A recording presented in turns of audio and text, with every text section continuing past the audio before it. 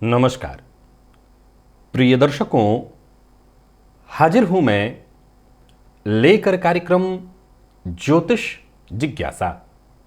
एक ऐसा कार्यक्रम जहां मैं आपकी जन्म कुंडली से संबंधित प्रश्नों का जवाब देता हूं, शांति करता हूं जिज्ञासाओं की जो निरंतर आपके मन में उत्पन्न हो रहे हों। तो चलिए बिना विलंब किए ये कार्यक्रम प्रारंभ करते हैं। सबसे पहली जिज्ञासा है शीतल कुबेर जी की। इन्होंने पूछा है, तुला लग्न में चतुर्थ में मकर राशि में शनिदेव, दशमस्थ देवगुरु बृहस्पति और कर्क राशि में है देवगुरु बृहस्पति। इनका कहना है कि जन्म कुंडली में ही षष्ठ में शुक्र और चंद्रमा मीन राशि में बैठे हैं। शनि और गुरु की दृष्टि इस पर पड़ रही है। अब आगे इन्होंने पूछा कि किसकी ज्यादा उपासना करें, शनि की उपासना करने से क्या फायदा होगा। देखिए, अगर आप मुझसे पूछ रही हैं कि शनि की आप उपासना करूं, तो अगर आप मेरे कार्यक्रमों को देखते हो तो मैं प्रायः ग्रह उपासना की बात बहुत कम बताता हूं लोगों को। इन ग्रहों को भी चलाने वाला जो है, हम उससे सीधा जुड़ सकते हैं। इन ग्रहों को तो भी तो कोई चलाता है। काल पर भी तो कोई ऐसा है जिसका अपना प्रभाव है और हम सीधा उससे जुड़ सकते हैं। ये काल भी जिसके सम्मुख नतमस्तक है, हम उससे जुड़ सकते हैं। तो हम उसकी शरण में क्यों न जाएं? जहां काल पहले से ही नतमस्तक है, हम उसकी शरण में चलते हैं। तो निसंदेह आप ऐसे उपासना करना चाहती हो जरूर करिए, परंतु मुझसे अगर पूछ रही हैं तो मैं तो कहूंगा कि फिर अगर आप शनिदेव की उपासना करना चाहती करिए, हनुमान जी की आराधना करिए। हनुमान जी की आराधना से आपको बहुत फायदा मिलेगा। अगर फायदा ही लेना है, हनुमान जी की आराधना करिए। बाकी ये ग्रह स्थिति आपने जो बताई है वो है तो बहुत अच्छी, पर आप आराधना की बात पूछ रही हैं। हनुमान जी की आराधना मेरी नज़र में ज़्यादा बढ़िया है इस मामले में। शिव जी की आराधना करना और ज़्यादा बढ़िया है इस मामले में। रेणु चावला हैं, इन्होंने पूछा है, यदि लग्न कुंडली में त्रिक भाव सुप्त हो पर चलित में 6-8 में एक ग्रह हो तब भी सुप्त माना जाएगा? बहुत बढ़िया प्रश्न है।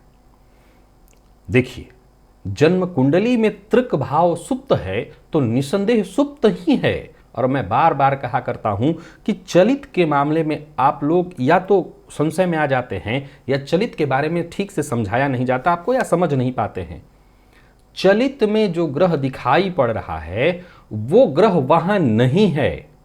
चलित में जो ग्रह आप जहां देख रहे हैं वो ग्रह वहां जन्म कुंडली में नहीं है। जिस ग्रह को चलित में आप देखते हैं, जहां पर भी मान लिया जाए कि जन्मांक में गुरु को लग्न में देखा और चलित में अगर आपने द्वितीय भाव में देखा, तो देव गुरु बृहस्पति द्वितीय भाव में ही है। चलित में अगर द्वितीय भाव में देखा तो देव गुरु बृहस्पति लग्न में ही है। चलित ये बताना चाहता है कि देव गुरु बृहस्पति लग्न में होकर के भी फल द्वितीय भाव का दे रहे हैं, यानी जहां बैठे हैं उस भाव का प्रभाव नहीं दे रहे हैं, प्रभाव वो धन का दे रहे हैं। बस इतना ही मतलब है। तो जन्मांक में अगर कोई भाव सुप्त है, जन्मांक में यदि किसी भाव पर दृष्टि नहीं है, ग्रह नहीं है, चलित में जहां आप ग्रह को देख रहे हैं असल में ग्रह वहां नहीं है, वो प्रभाव दे रहा है। ये इस बात को बताया जा रहा है आपको कि वो ग्रह, मान लिया जाए जैसे किसी भी व्यक्ति की जन्म कुंडली को आपने खोला, लग्न में गुरु हो या गुरु का प्रभाव जातक पर हो। अभी लग्न में गुरु का ही मैं जब उदाहरण दे रहा था, तो लग्न में अगर गुरु का प्रभाव हो तो ऐसे जातक का शरीर थुलथुला होगा, शरीर देखने से थोड़ा नाटा कद का होगा, पेट थोड़ा बाहर होगा, तो गुरु का ये प्रभाव है। लेकिन चलित में गुरु द्वितीय भाव का फल दे रहे हैं तो फिर ये प्रभाव जो मैं अभी बता रहा था बेहद नगण्य हो जाएगा, ना के बराबर दिखाई पड़ेगा। तो गुरु का प्रभाव हुआ ना, बदल गया ना प्रभाव, जबकि गुरु का प्रभाव तो थोड़ा अलग था, लेकिन प्रभाव मिल रहा है द्वितीय भाव का। तो गुरु असल में है कहां? है लग्न में ही, परंतु वो प्रभाव नहीं दे रहे हैं लग्न का, प्रभाव वो धन का दे रहे हैं। यही बात चलित बताता है। रीता सांगवान जी ये पूछ रही हैं कि यदि लड़की की वृश्चिक लग्न की कुंडली में छठे भाव में सूर्य शनि गुरु शुक्र की युति हो तो क्या गुरु का रत्न पहन सकते हैं? देखिए मुझे तो ऐसा लगता है कि ऐसी अवस्था में गुरु के रत्न धारण की जगह आप पहले जन्म कुंडली में चंद्रमा की स्थिति को देखिए, और चंद्रमा का रत्न धारण करना कहीं ज़्यादा अच्छा होगा। मैं गुरु के रत्न धारण की बात तो नहीं कहूँगा, क्योंकि अगर देखें तो जन्म कुंडली के छठे भाव में ये सभी ग्रह बैठे हैं। अगर हम यहाँ पर गुरु को बल दे देते हैं तो ये बहुत हद तक संभावना है कि गुरु पेट वगैरह से संबंधित परेशानियां भी खड़ी करें, क्योंकि रोग भाव से वो जुड़े हुए हैं। तो यहाँ सबसे उचित होगा चंद्रमा इस लग्न के सर्वाधिक कारक ग्रहों में से एक हैं। चंद्रमा की स्थिति को देख करके उन्हीं का रत्न धारण कराया जाए। अरुणिमा मिश्रा, इन्होंने भी वृश्चिक लग्न से ही संबंधित पूछा है प्रश्न कि वृश्चिक लग्न की कुंडली में 10वें भाव में सूर्य और रविवार दोपहर का जन्म, षडबल में सूर्य सबसे बली और सूर्य की महादशा चल रही है। ये जानना चाहती हैं अपनी बेटी के बारे में, वो बहुत जिद्दी हो गई है। इसमें कहीं कोई दो मत नहीं कि सूर्य अगर जन्म कुंडली में बहुत बली हो, मंगल अगर जन्म कुंडली में बहुत बली हो, तो ऐसे बच्चे क्यों, बड़े और बूढ़े क्यों नहीं, सभी थोड़े जिद्दी हो जाते हैं। क्यों? ये जिद्द क्या है? ये जिद्द है अहम। और ये अहम कौन है? ये अहम है सूर्य। ये जिद्द क्या है? अपनी बात मनवाना कि जो मैं कहूं वो सही। तो ये है कौन? यही तो सूर्य है। अब उस बच्चे को ये पता नहीं है कि अपनी इस ऊर्जा का सही ढंग से इस्तेमाल कहां करना है, तो हर जगह कर रहा है या कर रही है। तो जाहिर सी बात है कि जब उसकी ऊर्जा सही जगह पर नहीं जाएगी तो कहीं ना कहीं तो निकलेगी, क्योंकि सूर्य बहुत बली है। तो सूर्य कौन है? सूर्य तेज है, सूर्य गर्मी है। अब वो तेज बड़ी मात्रा में, लेकिन जो बालक है वो बहुत छोटा है, अभी उस तेज को संभालने की क्षमता उसके अंदर नहीं आई है। या तो उसके ऊपर माथे पर इतना काम हो कि दिन भर के काम में उसकी ऊर्जा निकल जाए, तब वो फिर जिद न करे, बदमाशी न करे। हालांकि ऐसा नहीं है, बहुत से लोग आपको देखने में मिल जाएंगे कि बहुत दिन भर काम करते हैं लेकिन इसके बावजूद उनका गुस्सा कम। तो ये ऊर्जा ही है। इसका ये मतलब है कि अभी भी उनके अंदर बहुत सी ऊर्जा बाकी रह गई है जिसको सही ढंग से उसका इस्तेमाल नहीं हो रहा है। तो ये तो जाति का छोटी बच्ची है, तो बच्ची के लिए इसके चलते ऐसा हो रहा है। आप एक काम करिए, ये तो बहुत छोटी बच्ची ही होगी, अगर बच्ची की उम्र ज़्यादा है तो सूर्य भगवान को पहले अर्घ्य दिलवाइए, और साथ ही साथ रविवार का व्रत आप स्वयं करिए। अगर ये बच्ची करने में सक्षम है तो इसको भी मीठा भोजन उस दिन खिलाइए, नमक छुड़वा दीजिए, शांति आएगी या कमी आ जाएगी। अर्पिता सिंह जी हैं, नहीं सिन्हा, इन्होंने पूछा है वृश्चिक लग्न, अच्छा ये भी प्रश्न वृश्चिक लग्न में 5वें भाव में शनिदेव 21 डिग्री पर और केतु 1 डिग्री पर युति क्या प्रभाव देगी? गुरु की दृष्टि नहीं है इस पर। देखिए युति तो है, लेकिन इस युति का बहुत मतलब नहीं है, क्योंकि केतु की गति भी इतनी तीव्र नहीं है कि वो शनि के पास तुरंत ही पहुंच जाए। शनि है 21 डिग्री पर और केतु है 1 डिग्री पर, तो 20 डिग्री का अंतर है इन दोनों के बीच। अतः इस युति से कोई विशेष दुष्प्रभाव निकल करके तो नहीं आएगा। परंतु पंचम में शनि के प्रभाव की बात तो जस के तस लागू रहने वाली है कि पंचम में बैठ करके सप्तम को, लाभ को, द्वितीय को देखेंगे तो कहीं ना कहीं थोड़ी परेशानी जीवन काल में लाएंगे ही लाएंगे। जब बात विवाह की आएगी तब दिक्कत होगी, धन में के मामले में, धन कमाने के मामले में दिक्कत होगी, द्वितीय भाव पर पड़ने के कारण वाणी से संबंधित परेशानी होगी। तो कहीं ना कहीं थोड़ी तकलीफ तो वो देंगे ही देंगे, इसमें कहीं कोई दो मत नहीं। हाँ, युति के चलते अगर कोई श्रापित योग इत्यादि का जो निर्माण होता था वो योग कह भी दें तब भी वो प्रभाव विहीन है, वो नहीं माना जाएगा। हां, अगर गुरु की दृष्टि होती तो बात थोड़ी और अच्छी हो सकती थी,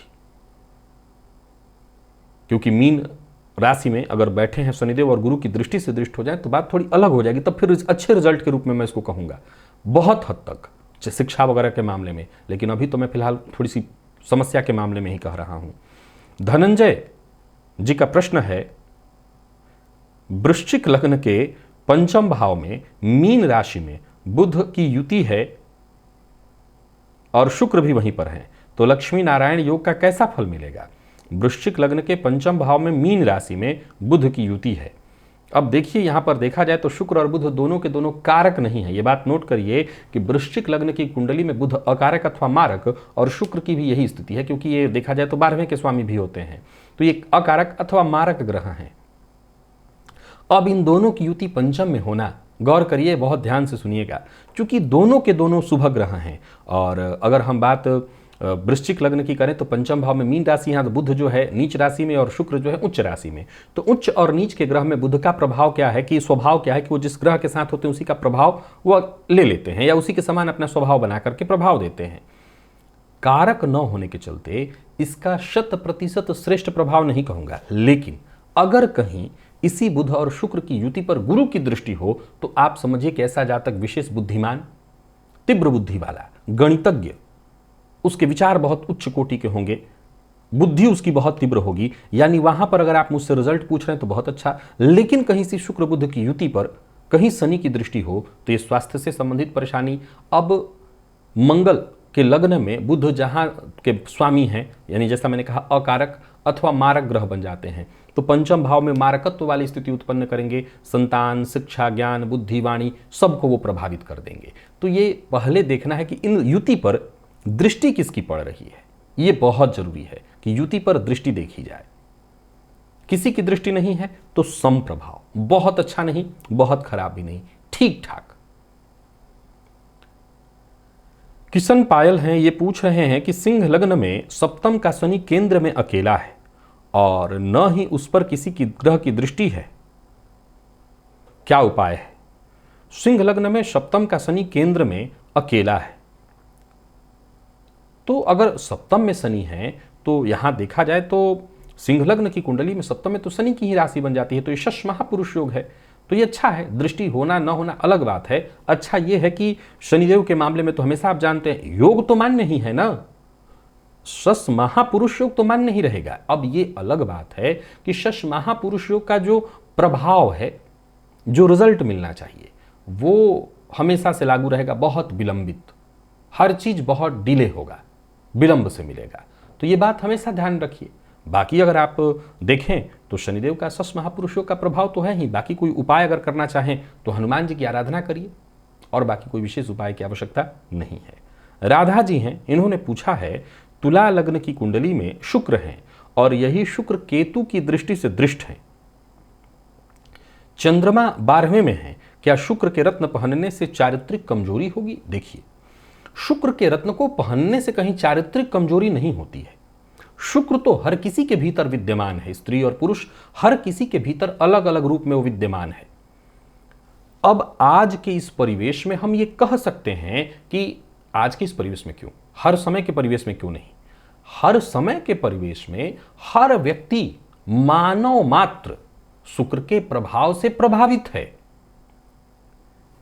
चारित्रिक सद्गुणता और चारित्रिक दुर्गुणता कोई ऐसी चीज नहीं है कि वो बाहर से कहीं से आती है, वो भीतर ही है। तो ऐसा नहीं होगा कि हम शुक्र को बलि किए नहीं कि व्यक्ति बिल्कुल चरित्र सेहीन होकर के, पागल होकर के रोड पर कपड़े खोलकर भागने लगेगा, ऐसा थोड़ी होगा। नहीं, ऐसा नहीं होगा। कभी भी किसी भी प्रकार से शुक्र अपना दुर्गुणता प्रकट तब करते हैं जब वो किसी पापग्रह से दृष्ट या युत हो, या जिस भाव में बैठे हों उसका भावपति बहुत पीड़ित अवस्था में हो, तब शुक्र में विकार आता है। और शुक्र में जब विकार आता है तब चारित्रहीनता होती है। विशेष करके आपने सुना होगा कि मंगल, सूर्य इत्यादि के साथ, राहु के साथ भी हो तो चारित्रिक दुर्गुणता की संभावना बन जाती है। तो ये जो शुक्र से संबंधित तत्व है वो सबके भीतर है, लेकिन जब वो कहीं ना कहीं से प्रभावित होता है तब उसका दुष्प्रभाव या सुप्रभाव दिखाई पड़ता है। अब यही शुक्र किसी शुभ ग्रह से, जैसे गुरु इत्यादि से दृष्ट हो, तो ऐसा नहीं कह सकते कि ऐसा जातक चरित्र के मामले में कमजोर नहीं होगा, लेकिन कमजोरी के बावजूद वो ताला लगा करके रखेगा, वो नियंत्रण में रहेगा बस। तो ऐसा नहीं कि हम शुक्र का रत्न नहीं पहन सकते हैं, नहीं धारण करा सकते हैं, बिल्कुल कर सकते हैं, किया जा सकता है। और तुला लग्न की कुंडली है, अगर आपकी इच्छा है आप करें।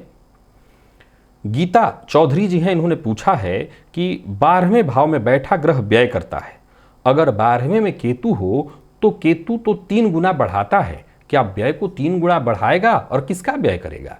मैं सबसे पहले तो बता दूं कि 5 गुना बढ़ाते हैं, लेकिन केतु बढ़ाते नहीं है। असल में वो किसी ग्रह के साथ युति में हो, किसी ग्रह के साथ युति प्रभाव में हो, और विशेष करके जिस ग्रह के साथ हैं उस ग्रह की ही राशि हो। क्योंकि राहु और केतु का स्वभाव क्या है कि वो जिस भाव में बैठते हैं उस भावपति के समान अपना स्वरूप, और जिस ग्रह के साथ युति करते हैं उसी के समान स्वरूप बना करके फल देने लगते हैं।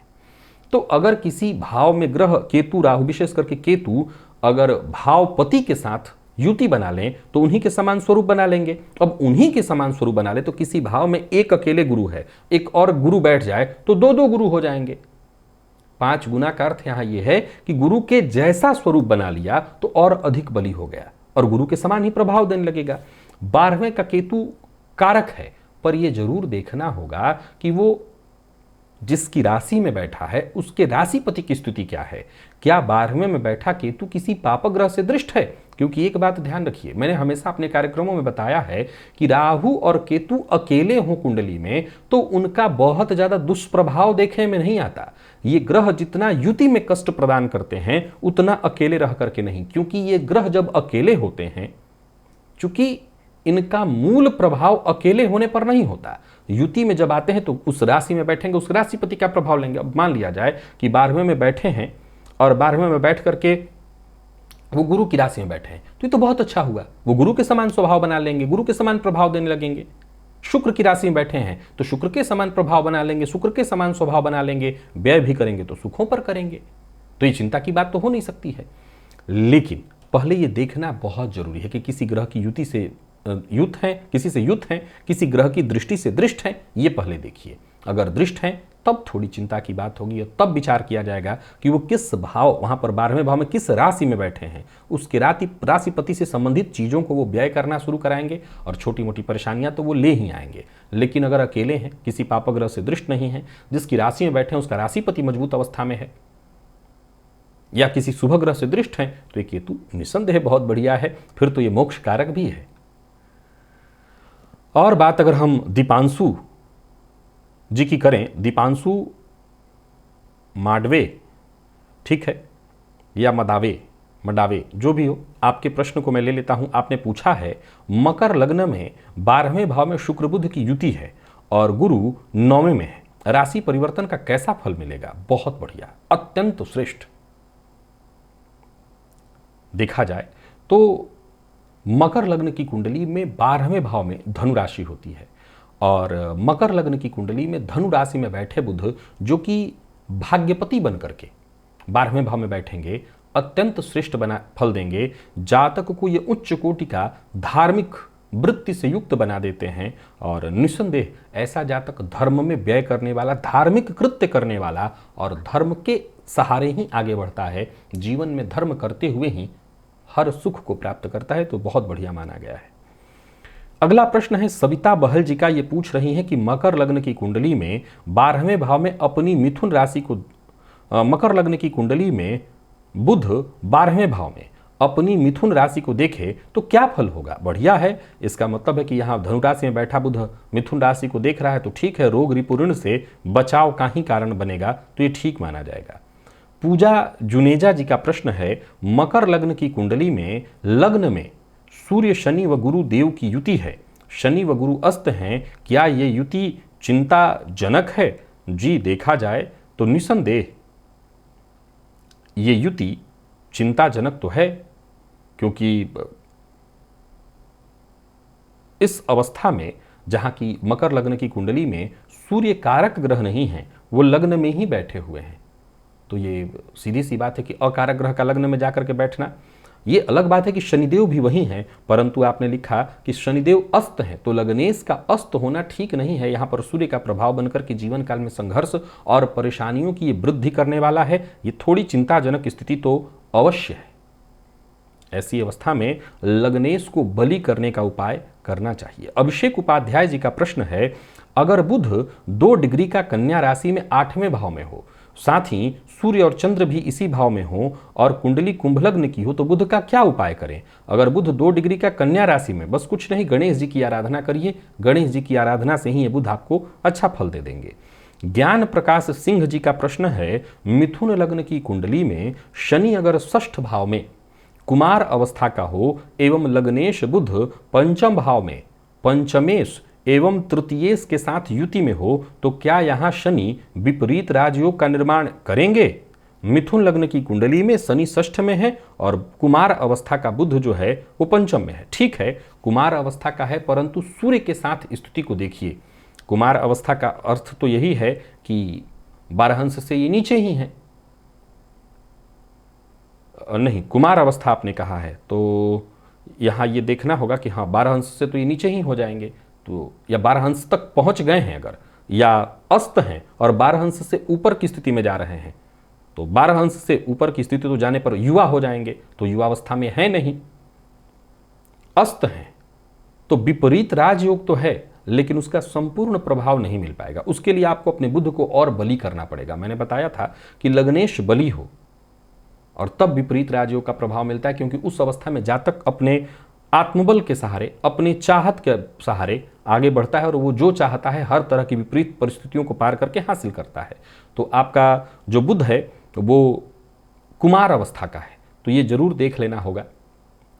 और सूर्य की स्थिति को भी देख लीजिए कि सूर्य से इनकी दूरी कितनी है। अस्त ना हो तब तो फिर विपरीत राजयोग 100% है, अस्त हो तो 12 अंश से ऊपर हो। सूरज राज हैं, इन्होंने पूछा है वृश्चिक लग्न में मंगल द्वितीय भाव में है और शनि की महादशा चल रही है, मन में अज्ञात भय बना रहता है, क्या मूंगा धारण कर सकते हैं? वृश्चिक लग्न में मंगल द्वितीय भाव में है और शनि की दशा चल रही है। हनुमान जी की शरण में आइए, हनुमान जी की शरण में रहेंगे तो जो भी मन में अज्ञात भय, चिंता, परेशानी बन रही है वो सब दूर हो जाएगी। वैसे वृश्चिक लग्न की कुंडली है, धारण तो आप मूंगा कर ही सकते हैं, इसमें कहीं कोई दो मत नहीं। धनुराशि में मंगल जाकर के बैठे कर सकते हैं। गुरु के साथ मंगल की स्थिति को देखिए, तात्कालिक शत्रुता में तो नहीं है, आप बड़े प्रेम से मूंगा धारण करिए। लेकिन सबसे श्रेष्ठ उपाय तो ये है कि आप हनुमान जी की आराधना करिए, लाभ होगा।